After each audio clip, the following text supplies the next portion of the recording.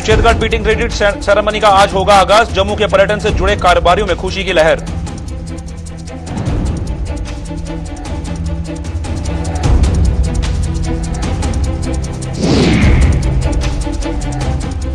जुड़ेंगे घाटी के गांव सड़क संपर्क से, केंद्रीय ग्रामीण विकास राज्य मंत्री ने दिया आश्वासन।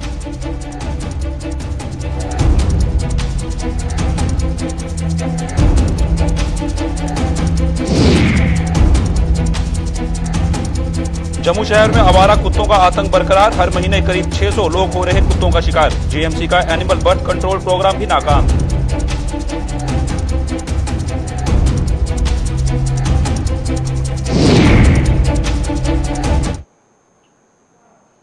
जम्मू कश्मीर की बड़ी खबरों से शुरुआत करेंगे बुलेटिन की। नमस्कार, मैं हूं साहिल केरनी। भारत पाक अंतर्राष्ट्रीय सीमा पर सुचेतगढ़ की ऑक्ट्रॉय पोस्ट पर आज बीटिंग रिट्रीट सेरेमनी का आगाज होने जा रहा है।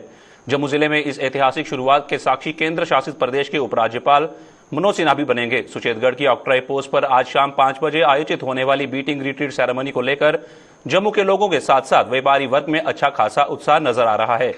जम्मू के व्यापारी वर्ग ने सरकार के इस कदम का स्वागत किया है। इन लोगों के मुताबिक वाघा बॉर्डर की तर्ज पर सुचेतगढ़ में शुरू होने वाली बीटिंग रिट्रीट सेरेमनी से जम्मू के पर्यटन उद्योग को बढ़ावा मिलेगा, वहीं ग्रामीण पर्यटन को भी बढ़ोतरी मिलेगी।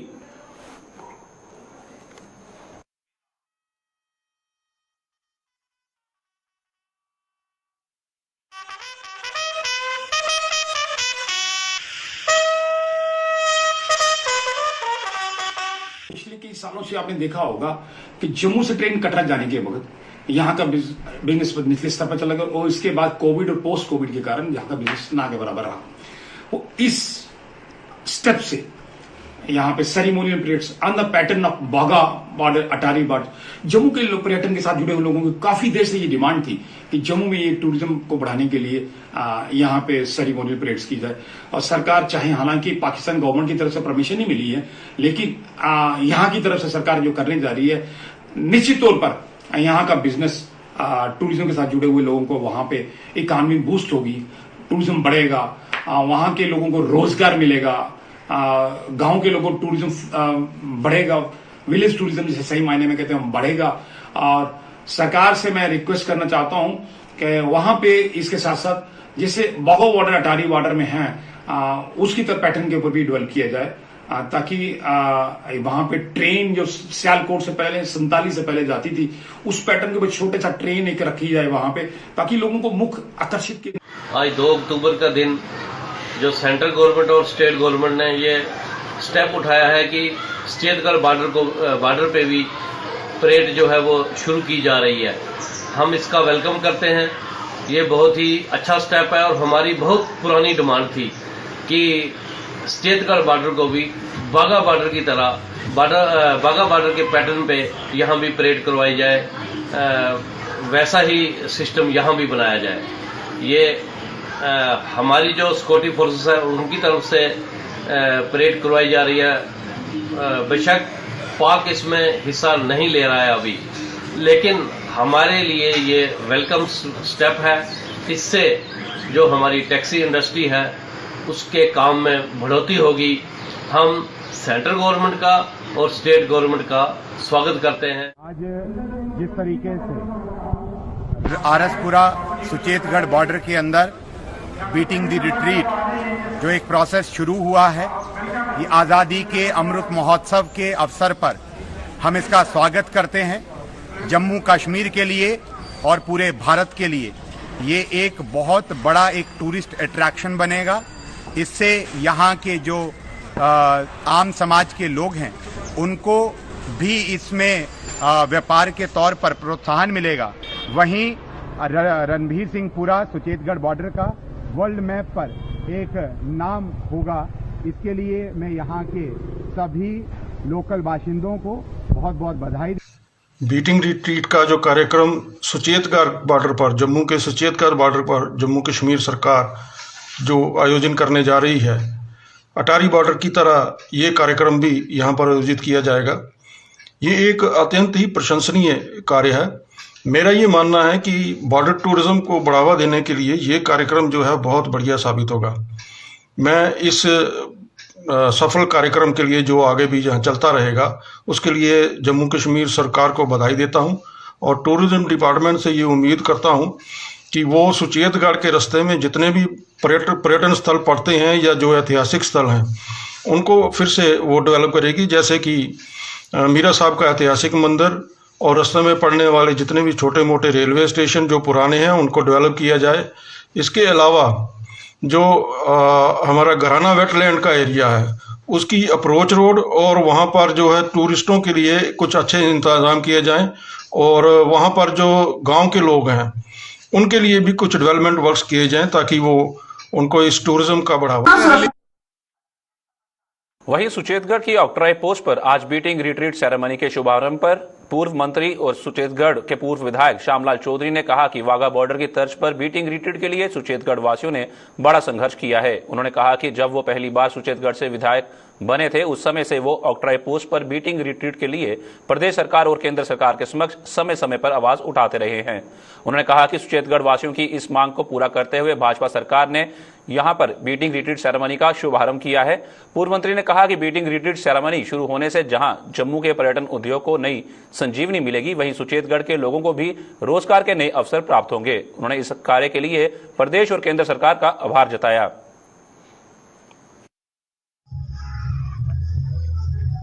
हमारा जो सुचेतगढ़ की जनता का बॉर्डर के लोगों का एक सपना था कि सुचेतगढ़ बॉर्डर में टूरिज्म स्पॉट बने और जहां रिट्रीट भी शुरू हो।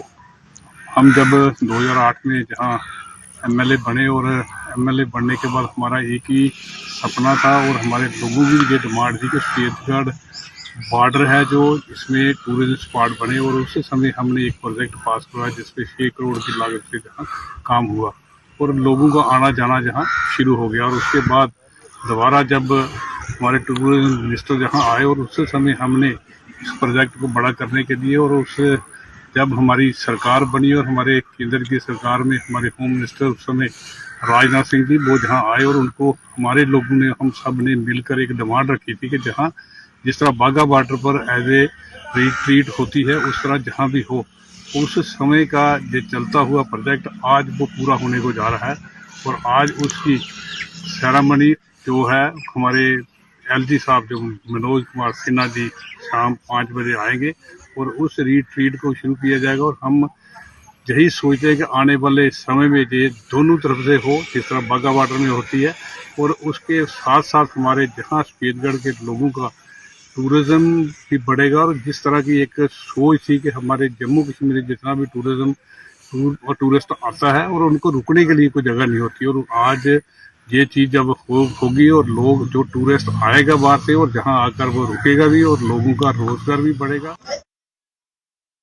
भाजपा द्वारा कुपवाड़ा में पार्टी सम्मेलन का आयोजन किया जिसमें केंद्रीय ग्रामीण विकास मंत्री राज्य मंत्री फग्गन सिंह मुख्य रूप से शामिल हुए। सम्मेलन में जम्मू कश्मीर के मौजूदा हालात के साथ साथ जिले में चल रहे विकास कार्यों पर भी चर्चा की गई। इस दौरान मीडिया को संबोधित करते हुए केंद्र राज्य मंत्री ने कहा कि उनकी सरकार ने देश के सभी गांवों को सड़क संपर्क से जोड़ने का लक्ष्य रखा है और सरकार इस लक्ष्य को पूरा करने में लगी हुई है।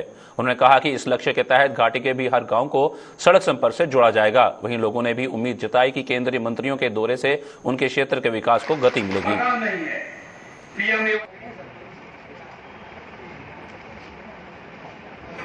अध्यक्ष जी है, कोई सेक्रेटरी चार्जेस है, तो स्कीम चल रही है सर, ये तो भारतीय जनता पार्टी ड्यूटी। देखिए ये डिपार्टमेंट हमारे पास है, कल गिरिराज जी आने वाले हैं और मैं स्वयं देख रहा हूँ। आप जो गाँव को जोड़ने वाला जो कनेक्टिविटी की आप जो बात कर रहे हैं, मैं आपको इस बात का भरोसा देता हूँ कि हम 22 और 23 तक प्रत्येक गांव को हम जोड़ेंगे, कोई गांव छूटेगा नहीं और इसलिए ऑल वेदर कनेक्टिविटी को हम पूरे गांव से जोड़ देंगे और ये हमारा एक टारगेट है। सारे भारत के गांवों को हम जोड़ने की योजना हमने तय कर दिया है, ये हमारा एक टारगेट है और इसलिए कोई समस्या नहीं रहेगी इसको रोडों को लेकर। प्रधानमंत्री ग्राम सड़क योजना इंशाल्लाह मुझे उम्मीद है, मैं पहले मोदी जी का शुक्रिया अदा करता हूँ जिसने यहाँ पे मिनिस्टर भेजे हैं और इंशाल्लाह आने वाले वक्त में हमें उम्मीद है इंशाल्लाह सब क्लियर होगा, यहाँ पे डेवलपमेंट होगी। तो उसी के मिशन में ये मिनिस्टर साहिबान यहाँ हमें पहुँचे हैं आज जिसने लोलाब का दौरा किया है, मैं उनका बहुत शुक्रिया अदा करता हूँ। बिल्कुल मुझे उम्मीद है कि लोग खुश हो जाएंगे और बीजेपी की जीत होगी। इंशाल्लाह अच्छे दिन आने वाले हैं। मैंने रिक्वेस्ट उसको की है कि मतलब जो कुपवाड़ा डिस्ट्रिक्ट हमारा है 5 कॉन्स्टिट्यूंसी हमारे हैं कि यहाँ स्पेशल भर्ती होनी चाहिए। और भी कुछ प्रॉब्लम हमारे थे, वो इंशाल्लाह उसने बोला कि सब हल हो जाएंगे। ये हमारा मुकद्दर अच्छा है कि हमारे पास इतने मिनिस्टर आते हैं, इतने काम होते हैं, हर जगह काम हो रहा है। ये भारतीय जनता पार्टी का देन है। मौजूदा समय में जम्मू शहर हो या फिर इसके आसपास के इलाके, हर जगह पर आवारा कुत्तों का आतंक बना हुआ है। आवारा कुत्तों की संख्या में दिन ब दिन बढ़ोतरी हो रही है। आवारा कुत्तों की संख्या में बढ़ोतरी के साथ साथ कुत्तों द्वारा काटने के मामले भी बढ़ोतरी दर्ज की जा रही है, जिससे आम जनता के साथ साथ प्रशासन की भी नींद उड़ गई है। चौक चौराहे हो या फिर शहर की तंग गलियां, हर जगह पर आवारा कुत्तों की भीड़ नजर आती है। आए दिन ये कुत्ते गली मोहल्लों में खासतौर पर बुजुर्गों, बच्चों और महिलाओं को अपना शिकार बनाते हैं। जम्मू शहर में बढ़ती आवारा कुत्तों की संख्या के चलते कुत्तों के काटने के मामलों में भी तेजी से बढ़ोतरी हो रही है। जीएमसी अस्पताल जम्मू के डॉक्टरों के मुताबिक गर्मी के मौसम में 600 से अधिक लोग डॉग बाइट का शिकार होते हैं। इन 600 लोगों में केवल 10% लोग दूर दराज इलाकों के होते हैं, जबकि 90% लोग जम्मू शहर के होते हैं। एवरेज गर्मियों में ज़्यादा रहती है एज कम्पेयर टू सर्दियाँ। गर्मियों में ऑन एन एवरेज हम 450 से लेके 600-620 तक के पेशेंट्स आते हैं। ज़्यादातर लोकल हैं, सिटीज़ के हैं जो लोग ज़्यादातर रिपोर्ट करते हैं, और कुछ पेशेंट्स मैं कहूँगी हार्डली कोई 5 to 10% बहुत दूर दराज इलाकों से आते हैं। पुंछ, किश्तवाड़, डोडा से लोग रेफर किए जाते हैं जस्ट फॉर सीरम। वैक्सीन उनको वहीं दी जाती है, पर सीरम के लिए उनको यहाँ आना पड़ता है। लेकिन लोकल लोग कभी भी ज़्यादा फ्रीक्वेंसी उन्हीं की रहती है। आवारा कुत्तों और अन्य जंगली जानवरों के काटने के शिकार लोगों के इलाज के लिए जम्मू जीएमसी अस्पताल की एंटी रेबीज सेक्शन में तैनात टीम हर समय तैयार रहती है। यहाँ पर मरीजों का मुफ्त इलाज किया जाता है।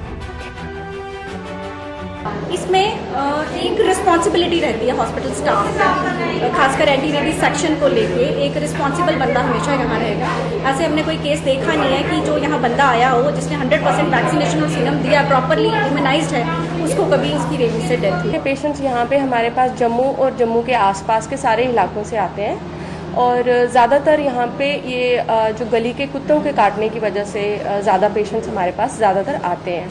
लेकिन पेट डॉग, बिल्ली, कैट, मंकीज, इनके पेशेंट्स भी हमारे पास आते हैं। टोटल जो है वो 5 इंजेक्शंस लगते हैं। हमारे पास ट्रीटमेंट के 2 रेजिमेंट हैं। एक हमारे पास पहले एक इंट्रामस्कुलर है और दूसरा जो अपडेटेड रेजिमेंट है वो इंट्राडर्मल है। वो आपके बाजू में दोनों तरफ यहाँ चमड़ी में लगाया जाता है, दोनों तरफ।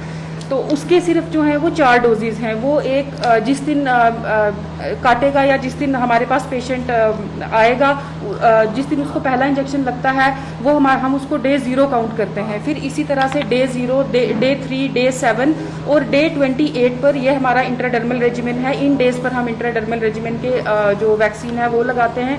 और जो इंट्रा मस्कुलर रेजिम है उसके लिए 5 डोजेज होती है। उसके लिए डे 0 जिस दिन पेशेंट हमारे पास आएगा और उसका जो ये वैक्सीनेशन प्रोसेस है, ये स्केड्यूल जो स्टार्ट होगा, उसके बाद डे 0, डे 3, डे 7, डे 14 और डे 28 रहेगा। शहर की सड़कों और गलियों में बड़ी संख्या में आवारा कुत्तों के झुंड घूमते हुए नजर आते हैं, जो हर किसी आने जाने वाले को भयभीत करते हैं। यही नहीं, ये आवारा कुत्ते दोपहिया वाहनों के पीछे भी भागते हैं, जिससे कई बार दोपहिया वाहन चालक भयभीत होकर हादसे का शिकार हो जाते हैं। बड़ी प्रॉब्लम ये है कि जो शहरों गलियों कूचों में जो आवारा कुत्ते हैं, खासकर जो आवारा कुत्ते हैं जिनका कोई मालिक नहीं, ये कुत्ते जो हैं ये कहीं जहाँ पर ढाबे, रेडी वाले या यहाँ पर कहीं छोटी मोटी जो मीट की दुकानें हैं उनके बाहर जो हैं ये पूरे दिन रात मंडराते रहते हैं। अगर कोई मोटरसाइकिल वाला या कोई सवारी जब उधर से निकलती है तो ये कुत्ते उनकी तरफ भौंकते हुए उनकी तरफ दौड़ते हैं। उससे किसी बड़े हादसे का भी जो है वो अंदेशा जो है वो बना रहता है, क्योंकि ये कुत्ते जो हैं ये मोटरसाइकिल की तरफ ना भौंकते हुए दौड़ते हैं। तो हो सकता है कि जो चलाने वाला हो वो घबरा कर एक्सीडेंट ना कर ले।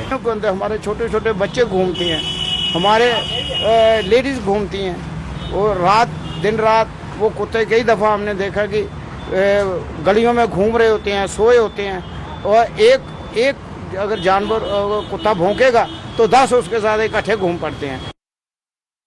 हालांकि जम्मू नगर निगम का दावा है कि रूपनगर स्थित उसके एनिमल केयर सेंटर में प्रति कुत्तों की नसबंदी की जाती है, लेकिन इसके बावजूद भी जम्मू शहर में आवारा कुत्तों की संख्या में कमी नजर नहीं आ रही है। जम्मू से राजकुमार के साथ अश्वनी चंदेल की रिपोर्ट।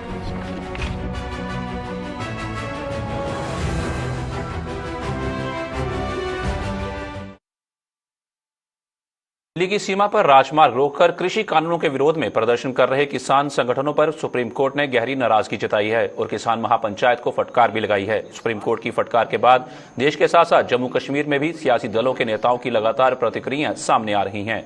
प्रदेश कांग्रेस और नेशनल कॉन्फ्रेंस सहित अन्य दलों के नेताओं ने जहां सुप्रीम कोर्ट की इस बात पर सहमति जताई है, वहीं केंद्रीय सरकार पर भी निशाना साधा है।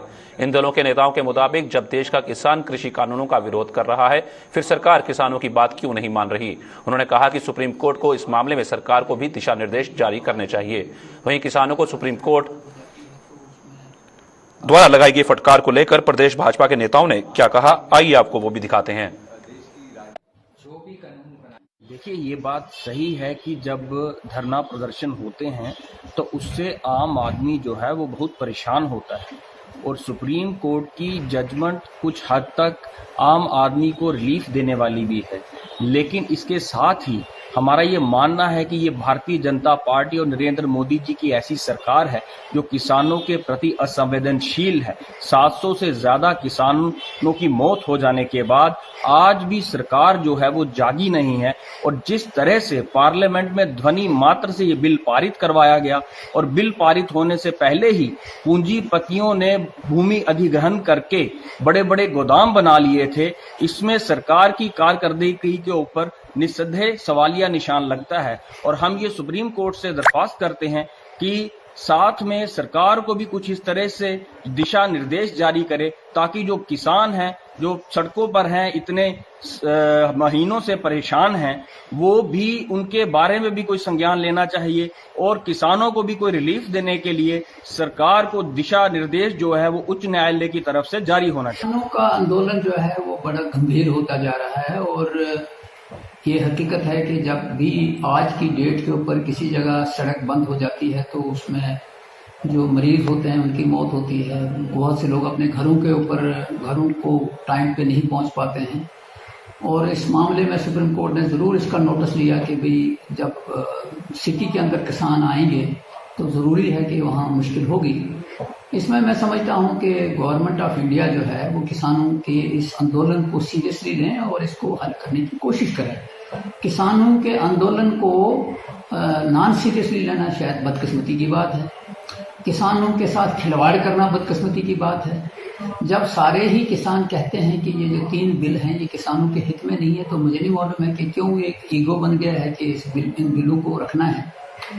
तो बहरहाल सुप्रीम कोर्ट ने जो बात की है वो तो लोकतंत्र के खिलाफ सुप्रीम कोर्ट ने बात नहीं की है। लोकतंत्र को बहाल करते हुए, लोकतंत्र की बात करते हुए आम आदमी को परेशानी नहीं हो, सुप्रीम कोर्ट ने इसकी तरफ इशारा किया। हमने पहले भी देखा कि आंदोलन जो है वो कई दफा उग्र रूप ले लेता है, कई दफा आपे से बाहर हो जाते हैं लोग। उस सूरत में जो आम आदमी है, और दिल्ली क्योंकि देश की राजधानी है, प्रदर्शन करने का हक सबको है, पर जिस तरह से इतना लंबा वो प्रदर्शन चल रहा है और तकरीबन सब जगह नेशनल हाईवे पे आज जो टोल प्लाजा है वहां पे किसान बैठे हैं, बॉर्डर पे बैठे हैं, तो मुझे लगता है अपनी बात रजिस्टर कराने के लिए उनके पास बहुत सारी जगह हैं। अब अगर सुप्रीम कोर्ट ने ऐसी टिप्पणी की है, वो मुझे लगता है लोगों की सुविधा को ध्यान में रखते हुए, और उन्होंने ये भी कहा है कि आप वही लोग हैं जो वहां बॉर्डर्स पे आंदोलन कर रहे हैं, जिसके लिए उनको हलफनामा भी देने के लिए कहा है सुप्रीम कोर्ट ने, कि अगर उन्होंने कहा कि हम वो नहीं है, हम दूसरे संगठन से हैं, पर उसमें मुझे लगता है जो संज्ञान सुप्रीम कोर्ट ने इस बात का लिया है वो कहीं ना कहीं उसमें एक जो जिम्मेवारी सुप्रीम कोर्ट की है देश के प्रति, उसको ध्यान में रखते हुए, लोगों के हित को ध्यान में रखते हुए मुझे लगता है सुप्रीम कोर्ट ने ये टिप्पणी की और किसानों को भी अपनी आवाज जो उठाने के लिए मुझे लगता है एक अगर विकल्प की जरूरत है तो बात करके और इस तरह से प्रदर्शन किया जाए जिससे आम जन को असुविधा ना हो। जो भी कानून बनाए गए हैं सरकार की तरफ से ये बहुत बेहतर कानून है, सरकारों किसानों के हक के लिए हैं, फायदे के लिए हैं और बहुत प्रॉपर ढंग से सरकार ने सोच समझ के बनाए हैं। और सरकार इस इशू के ऊपर बार बार किसानों को, इनके लीडर्स को बुला भी चुकी है, न्योता भी दे चुकी है कि आइए बैठ के बात करेंगे। लेकिन अगर आप वो अपने एक रास्ते पे बैठे हुए हैं तो मुझे नहीं लगता कि ये सही रास्ता है किसानों का। किसानों को सोचना चाहिए, समझना चाहिए और एक अच्छे ढंग से, एक अच्छे देशवासी होने के नाते उनको आगे एक कदम बढ़ना चाहिए। और मुझे लगता है कि अगर वो इस चीज को आगे लेके चलते हैं तो सरकार उनके साथ खड़ी है। अगर सरकार की आप बात करते हो, सरकार इस चीज को समझती है क्या सही है क्या गलत है। किसानों के ये जो ऑर्गेनाइजेशन इस टाइम पे इन धरने प्रदर्शनों पे बैठे हुए हैं, ये लोग किन ऑर्गेनाइजेशन से आते हैं, कहाँ से आते हैं, ये भी एक सोचने की बात होगी। और सरकार हमेशा किसानों के साथ है, किसानों के हक के लिए खड़ी है। हमारे प्रधानमंत्री साहब ने बार बार इस चीज का ऐलान भी किया और बताया भी, और जो कुछ सरकार कर रही है किसानों के लिए वो सभी लोग जानते हैं, पूरी देश की जनता जानती है। आम आदमी को आजादी के 75वें अमृत उत्सव और गांधी जयंती पर म्युनिसिपल कमेटी आरएसपुरा और बीएसएफ की 42वीं बटालियन की ओर से संयुक्त रूप से आरएसपुरा में सफाई अभियान चलाया गया। इस दौरान कस्बे की सड़कों पर साफ सफाई की गई। एक जागरूक रैली के माध्यम से लोगों को स्वच्छता के प्रति जागरूक किया गया। ये रैली कस्बे चौहाला मोड़ से शुरू होकर कस्बे के विभिन्न हिस्सों से होते हुए बीएसएफ कार्यालय के बाहर संपन्न हुई। रैली में भाजपा के प्रदेश उपाध्यक्ष व पूर्व मंत्री श्यामलाल चौधरी, डीडीसी सदस्य प्रोफेसर गारूराम भगत मुख्य रूप से मौजूद थे। इसके अलावा रैली में आरएसपुरा म्युनिसिपल कमेटी के चेयरमैन सतपाल पपी, तमाम वार्डों के सभासदों सहित विभिन्न स्कूलों के बच्चों ने भी हिस्सा लिया। इस दौरान पूर्व मंत्री श्यामलाल चौधरी ने सफाई कर्मचारियों को सम्मानित किया और उनका हौसला बढ़ाते हुए उनके योगदान की प्रशंसा की। इस अवसर पर पूर्व मंत्री ने लोगों से कस्बे को स्वच्छ रखने में योगदान देने की अपील की।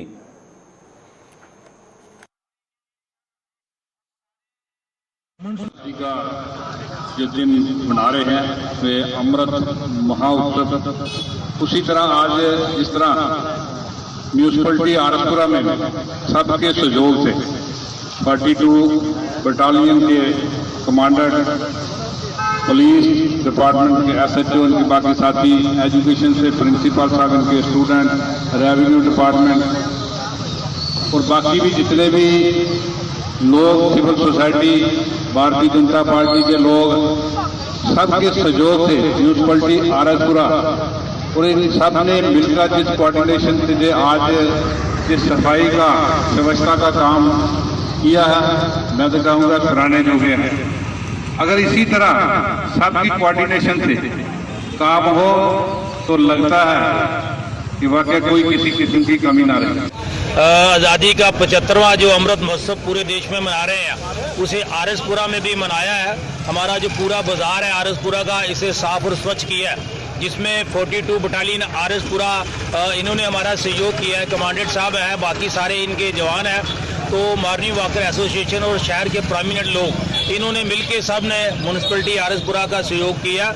और मेरे सफाई कर्मचारी, मेरी वार्डों के काउंसलर और प्रोमिनेंट सिटीजन, इन्होंने आज महात्मा गांधी को सच्ची श्रद्धांजलि यही दी है कि आरएसपुरा टाउन में आज़ादी का अमृत महोत्सव बड़े हर्षोल्लास से मनाया है। तो हम ये आशा भी करते हैं कि आगे भी ऐसे ही हमारे टाउन के अंदर जो टाउन की बेहतरी के लिए, टाउन को अच्छा बनाने के लिए हमें बीएसएफ आरएसपुरा जो 42 बटालियन उससे सहयोग मिलता रहेगा।